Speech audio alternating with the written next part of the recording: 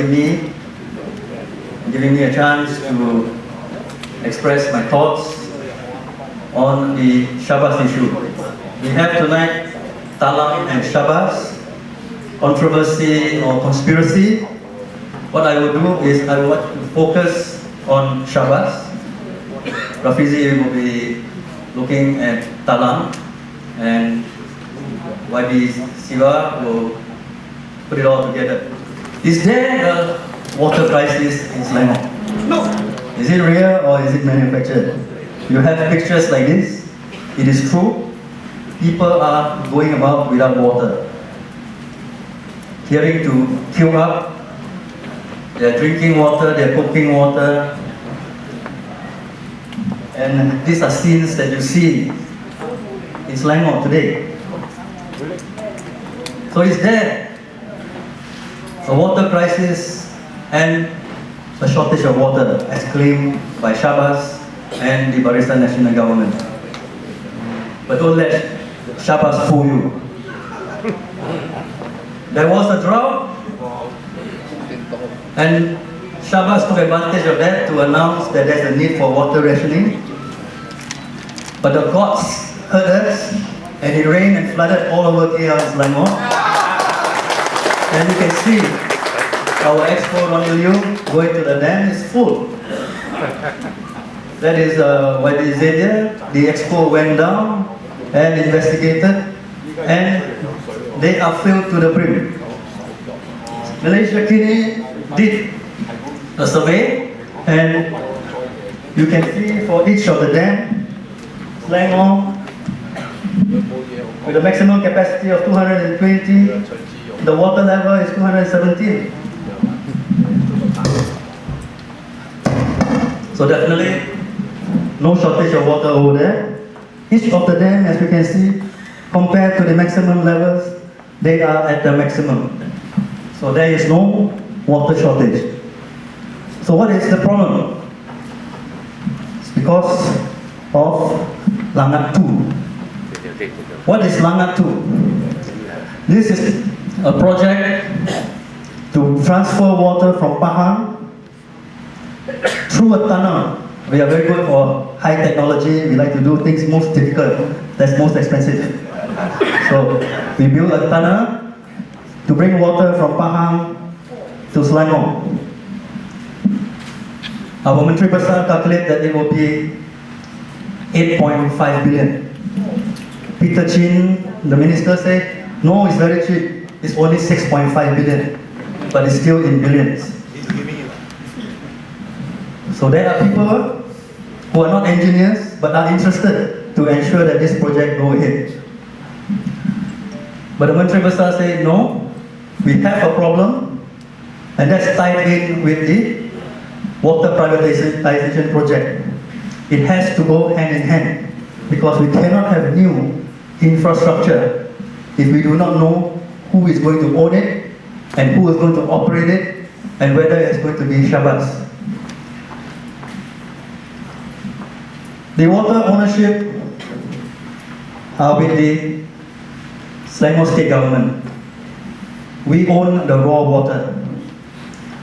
The treatment plant has been privatized to Puncak Niaga, Splash, Abas, and distribution to SYABAS. I'll give you the background, then you can judge for yourself whether it is real or manufactured, the problem of water in Selangor. The Selangor water industry is divided through the privatization of water treatment plants, and then the privatization of the water distribution. Prior to the privatization, all these, both the ownership of the raw water, the treatment plants, and the distribution was carried out by the state under Bekalan IS Selangor, JBS, and then later under PUAS, Pengurusan Air Selangor. Then, of course, we have privatization. And in the privatization is carried out jointly with the Selangor State Government and the federal government. The federal government is involved not because they are the federal government, but because they are concerned about water distribution in Kuala Lumpur and Putrajaya. That is in that context that they are involved. So the operators, they sell the treated water to SYABAS. The privatized operators, Puncak Niaga, Splash, and Abbas. Puncak Niaga was given the first privatization on 22nd September 94, 27 treatment plants. Then 22nd of March 95, they will also privatize the Sungai Selangor Phase 2.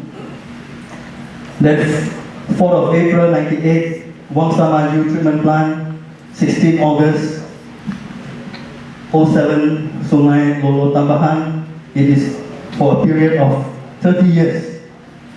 And they supply and they charge based on the bulk supply rate and a fixed money charge. So SYABAS have to pay for the supply of treated water. Splash is the other organization, and Sungai Selangor Phase 1, Sungai Selangor Phase 3, they were given the job, construction cost 2.464 billion, capacity of 1,058,000 cubic meters, again 30 years, they pay a rental of 1.66 billion, but over 30 years to the state. The third concessionaire, Abbas, were also given the job for the treatment plant of Sungai Semenye and Bukit Badong distribution scheme. The construction cost is 1.35 billion, also over 30 years, and they pay the state a rental of 350 million over 30 years. Then it was decided that you have to also privatize the distribution. So JBAS was incorporated twice in 9th of May 2001, and it was privatized to SYABAS 14 December 04. Bear in mind the date, because when we start talking about whether there is a conspiracy, the dates are important. So 14 December 04, they decided to privatize the distribution of water to SYABAS. Puncak Niaga owns 70%, Kumpulan Darul Ihsan Berhad 30%, federal government has got a golden share. The concession agreement for SYABAS also is for 30 years, starting from 1st of January 2005. The income is derived from the consumers. And they estimated at that time that they will be collecting 145 billion over 30 years. So we're no longer talking about millions, it's always talking about billions. This is what we are talking about at the end of the day. This 145 billion estimated income for water in SYABAS. They paid 24 million, and Lembu wasn't the first. They already started it. They were given 2.9 billion in federal loans and grants. Grant means you don't have to pay back. And 250 million for NRW works, that is non-revenue water. And that is the rationale for the distribution, for the privatization of the distribution to SYABAS. The pipes were put in during the days of the British, inherited by the state government. They are old, they tend to burst. We cannot put enough water pressure, because if the water pressure is enough to send the water uphill, before the water can go uphill, the pipe will burst. So we have the highest volume of non-revenue water in the country. So the rationale was SYABAS will replace the pipes, and there is a schedule for them to reduce the volume of NRW. That is the consideration.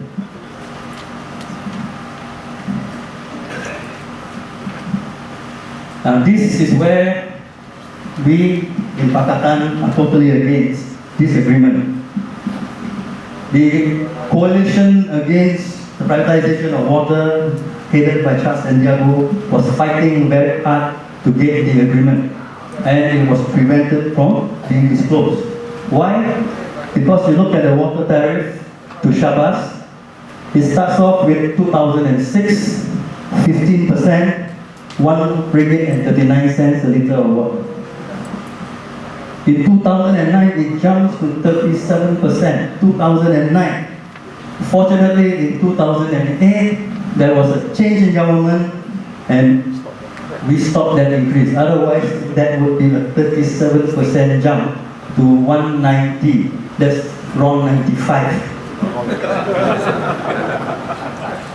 2012, this year, another 25% jump to 238 is more than wrong 97.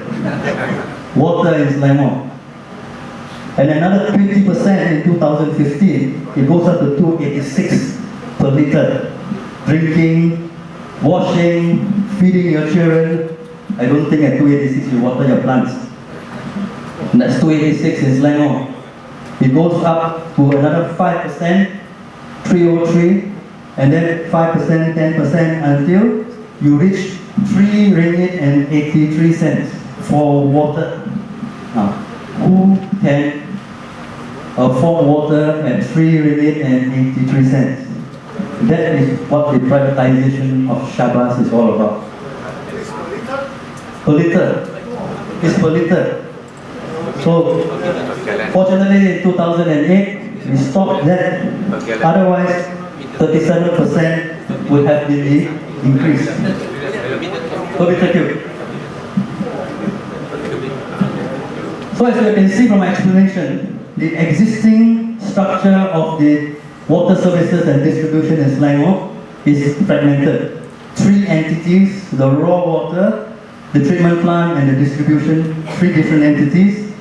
So there are inefficiencies because it is not holistic and certainly not in the interest of consumers because we are made to pay the full price.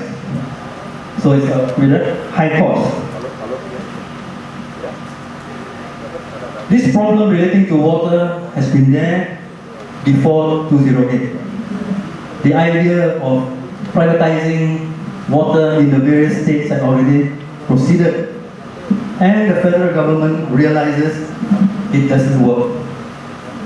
The idea and the argument for privatization is that it will be more efficient and the private companies can raise funds. But it does not work for water because of the high costs involved. So the privatized corporations found it difficult to raise financing for further development of infrastructure works.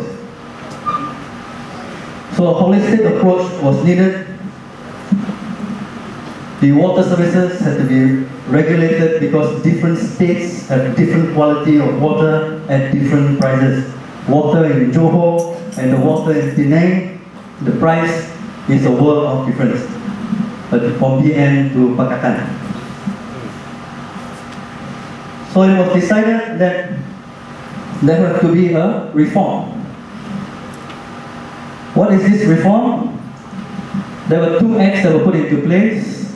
The first is the Suruhan Jaya Perkhidmatan Air Negara, or SPAN, which is a commission to supervise and regulate the water supply and services and sewerage. The next round will be your sewerage. Now we are dealing with water. So discussions started in 2003. And then it went through the various stages. In 2005, proposed in 2006, it received the royal assent and gazetted in 2006.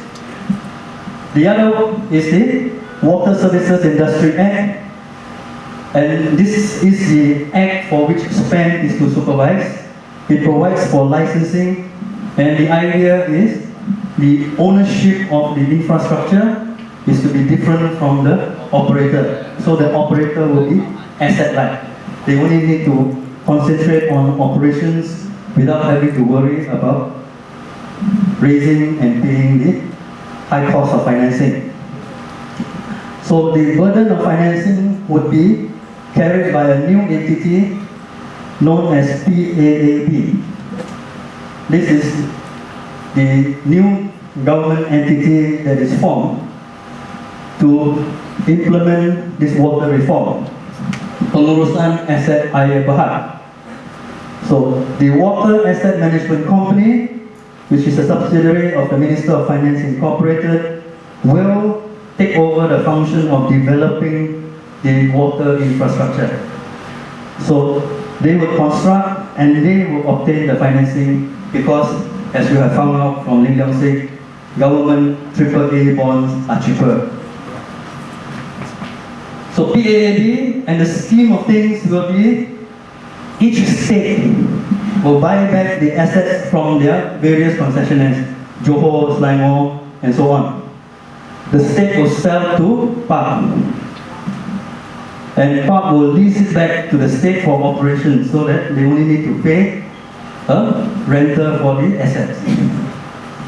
So the state was supposed to own the raw water, operate the treatment plant, and do the distribution so that it become holistic again instead of the present fragmented situation. So what happened? January 2008, the cabinet approved that the Selangor government will lead in the restructuring of the water services in Selangor. But in March 2008, Selangor changed management. It was no longer Barisan Nasional, it was Pakatan Rakyat, it wasn't K. Toyo, but Tan Sri Khalid Ibrahim, who started to lead in the negotiations. And the first thing he did was to form a water panel, and I am one of them, together with Dr. Zulkifli, Tony Pua, Charles Santiago, Datin Paduka, Tanyi Kieu, Father No, Dr. Subramaniam. So he had got everyone together, and also experts, people who were involved in the original construction of the water infrastructure in Selangor. So the Menteri Besar asked for a review, and it was discovered that there was an incomplete inventory of water assets as to what has been passed over to SYABAS, what is still owned by the state, and how much it was worth.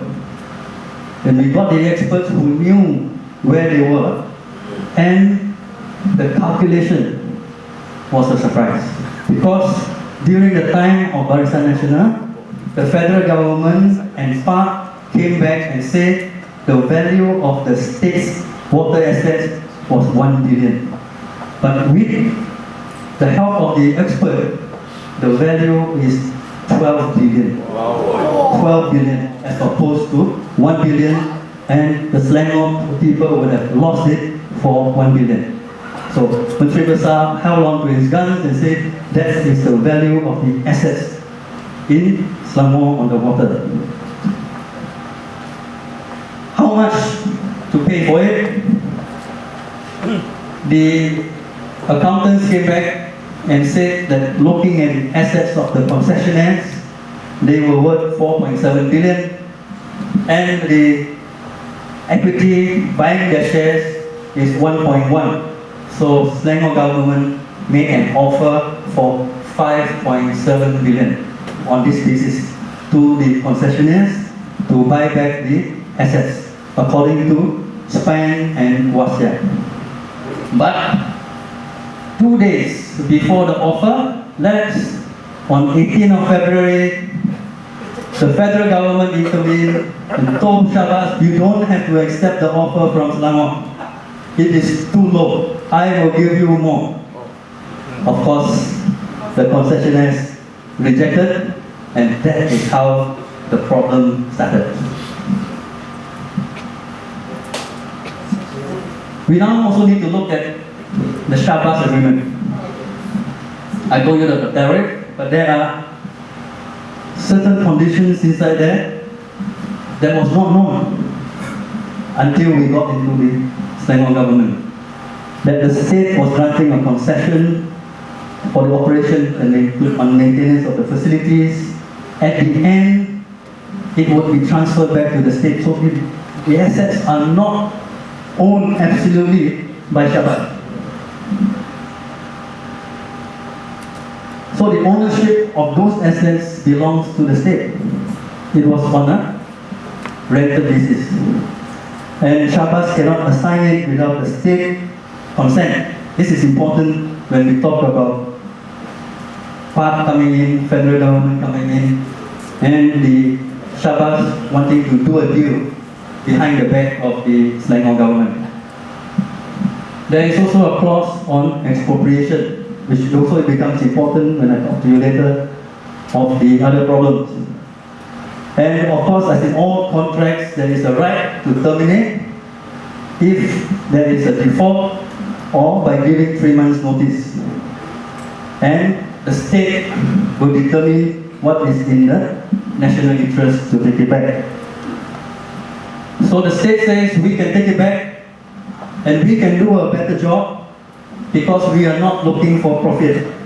We have 12 billion, we sell the assets to the federal government, we lease it back, we are not looking for profits, we don't have to pay the loan, we can reduce the tariff rates to 12% each year instead of the 37%, 20%, 15% that was in SYABAS.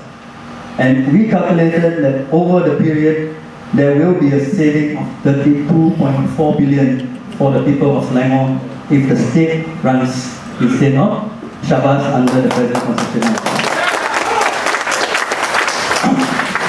Can it be done?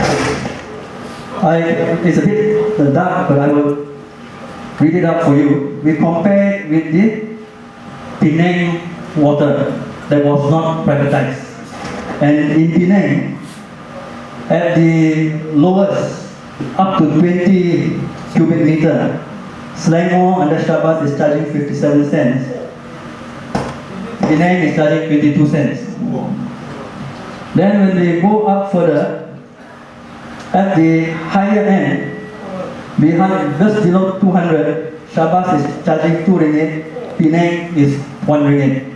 So that's the difference that can be seen between a state corporation running as opposed to a profit-seeking corporation in a privatized mode. So Penang had been enjoying the cheapest water, and they changed the government very quickly also.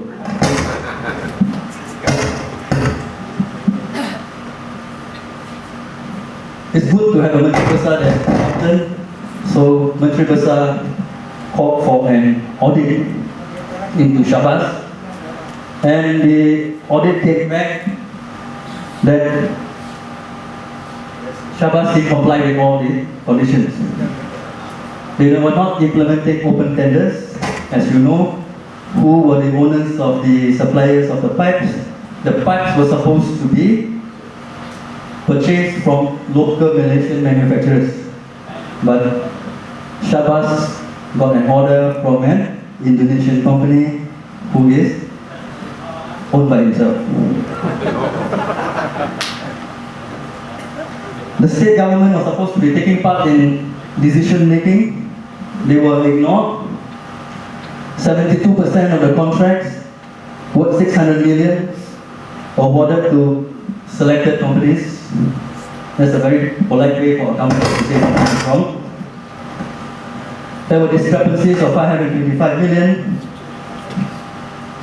They also did not follow the schedule to reduce the NRW. So very early, this is in 2009, the state had written to the minister asking to terminate the agreement. But of course, it wasn't done until today. So what do? They say that it has to be a deal, willing buyer, willing seller. So at what price are they looking at? They were looking at 15 million. The assets plus a cash flow discount of the 145 billion over 30 years until today. Our position was, if you do a cash flow discount, it comes to the same thing. There is no discount because over back to the 30 years, we will not be able to provide that kind of savings because it actually means you accelerate the concession agreement. So obviously it was not acceptable to us at 15 billion. So you have the NRW continuing. If you are in Selangor, if you are like YB Siva and myself, you will get phone calls every day because there is water disruption, because pipes are continuing to burst. Bursting pipes in housing estates, frequent occurrence, bursting pipes. That is the situation that is existing today. What is the NRW? In SYABAS is 32%. If compared to Singapore, it's 5%, Netherlands 6%, Indonesia, we are behind Indonesia is 39%. So we get the silver medal for NRW. Other cities in Asia on NRW, Beijing 12.5, India, Mumbai 13.6, Tokyo 3.1. So that is the state of development of the standards of water services in Selangor compared to other Asian countries. So discussion stop. We call for a demonstration. In 2010, we asked for the people to join us. 5th December 2010 in Masjid Negara for the people to take back their rights to the water supply. And of course, we were met by tear gas, beatings, which is quite normal. And the crowd was only 5,000 according to the police as usual.